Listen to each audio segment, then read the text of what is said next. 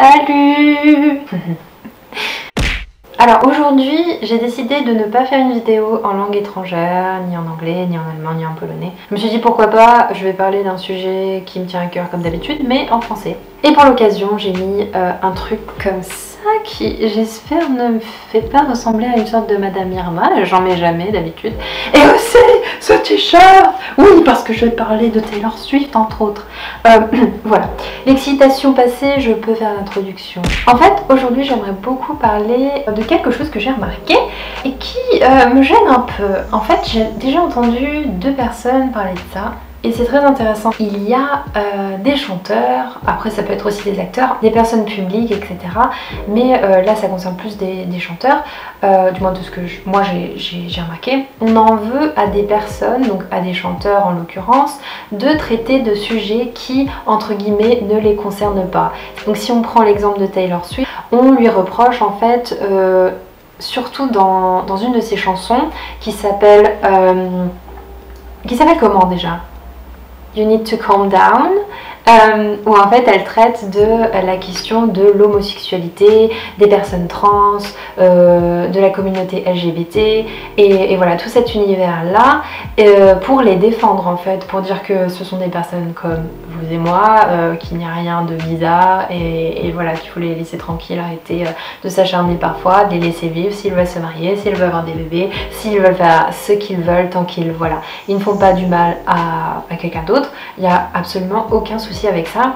Et en fait voilà, on lui a reproché de traiter d'un sujet qui la concerne pas, puisque elle n'entre pas dans, on va dire, ces catégories de personnes, on va dire entre guillemets. Elle est blanche, elle est riche, elle est américaine, voilà. Pourquoi, on se demande pourquoi est-ce qu'elle a envie de faire parler de ça, quel est son objectif en fait, pourquoi, parce que finalement elle ne vit pas en fait les difficultés à proprement parler de ces personnes et se faire insulter, se faire tabasser parfois, voilà, se faire rejeter par les personnes, etc. Et de la même façon, j'avais entendu que le chanteur Eddie De Pretto, donc un chanteur français, dans une de ses chansons de son deuxième album, parlait des personnes de couleur, que en fait elles avaient plus tendance à se faire arrêter par la police que lui qui pouvait se balader avec ce qu'il voulait en fait dans les poches et qu'on le laissait tout simplement tranquille.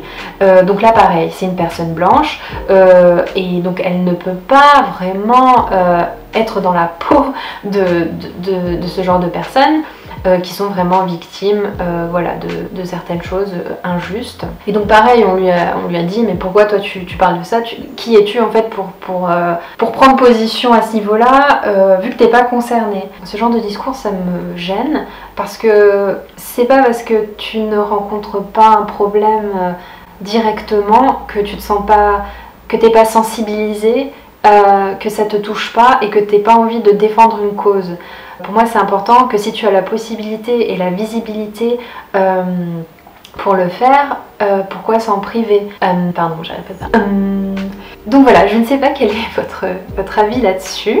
Si vous êtes d'accord, si vous n'êtes pas d'accord, je serais vraiment très curieuse d'avoir les avis des personnes sur cette thématique, parce que moi je comprends pas où est le mal et voilà, même si on n'est pas directement victimisé dans des cas précis, on a le droit d'en parler, on a le droit même je pense que ces personnes de toute façon ont des amis, ont des connaissances, ont peut-être des membres de leur famille, j'en sais rien, qui sont dans ce genre de cas et donc qui forcément ont eu des retours et donc voilà, je m'interrogeais. Donc n'hésitez pas à m'en parler si vous le souhaitez évidemment. Voilà, passez une bonne journée, une bonne semaine, à bientôt et tenez-vous bien.